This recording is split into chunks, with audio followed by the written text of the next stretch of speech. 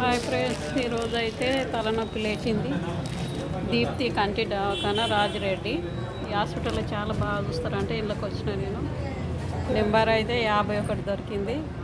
బాగా సీరియస్గా నొస్తుంది అని అంటే 2 టాబ్లెట్లు రాసిచ్చారు, వేసుకున్నా. కొంచెం తక్కువ ఉంది అయితే సాయంత్రం అవుతుందని అంటారు.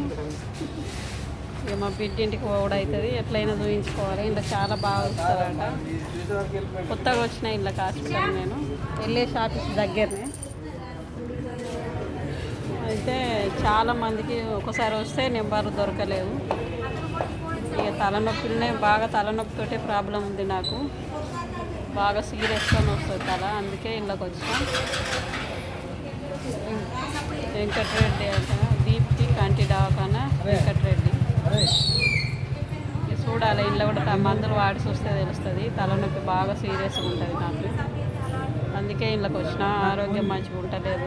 ఇక జ్వరము అట్లా ఇక అన్నం తినబుద్ధి లేదు. అది టెస్టులు చేయించుకుంటాను అన్నా కానీ ఇలా టెస్టులు చేయరట. వేరే హాస్పిటల్లో చేయించుకోవాలి. చేయించుకొని తలనొప్పిను అవి మందులు చూపిస్తే ఆ సార్కి అవి ఆయననే రాస్తాడు. ఇక 2 పనులు చేసుకొని పోవాలి. ఇక ఆరోగ్యం కాపాడుకోవాలి. తల బాగా సీరియస్గా వస్తుంది. అద్దాలు ఇంతకుముందు ఫస్ట్లో 5-6 ఏళ్ళ కింద కూడా అద్దాలు వాడిన. ఈ పని చేయబట్టి అద్దాలు నేను చక్కగా పెట్టుకోను. అద్దాలు పెట్టుకుంటే గుడ్డి అంత. కానీ మిషన్ కూడా కుడతా, కానీ మిషన్లో దారం కూడా ఏర్పడతలేదు. అట్లా కళ్ళు అట్లా మబ్బులు అయినాయి నాకు. అందుకే ఒకసారి మంచిగా చెకప్ చేయించుకుందామని ఇళ్ళకి వచ్చిన. ఇలా మంచిగా చూస్తారంటే బాయ్. మరి ఇల్లు అయితే బాగా ఫుల్ మంది ఉంటారు. 51 దొరికింది. సాయంత్రం అవుతుంది అటు నాకు. ఇక ముందు రాయించేది ఉండే నెంబర్, కానీ ఇక రాయించలేను. వేరే వారం వస్తే చూస్తారు కావచ్చు అని అనుకున్న, మంది ఉండరు అని అనుకున్నా, కానీ ఎప్పుడు మంది ఫుల్ ఉంటారు ఇంట్లో. అందుకే ఇళ్ళకి వచ్చిన. చాలా బాగా చూస్తారట. బాయ్. మరి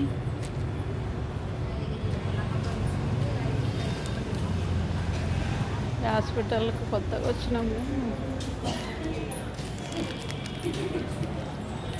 మంది అయితే ఫుల్ ఉన్నారు. మంది